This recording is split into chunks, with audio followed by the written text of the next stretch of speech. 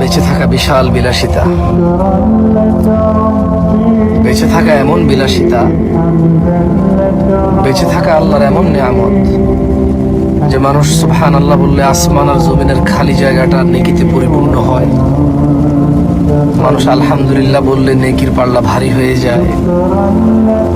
বেঁচে থেকে মানুষ আল্লাহুম্মা সাল্লি আলা মুহাম্মাদ দুরূদ পড়লে 10টা নেকি হয়, 10টা গুনাহ ক্ষমা হয়, মর্যাদা বৃদ্ধি হয়, ওর প্রতি রহমত নাজিল হয় 10 বার। বেঁচে থাকলে ফজরের 2 রাকাত সুন্নত আদায় করলে দুনিয়াতে যা আছে এর চেয়ে বেশি কিছু পাওয়া যায়।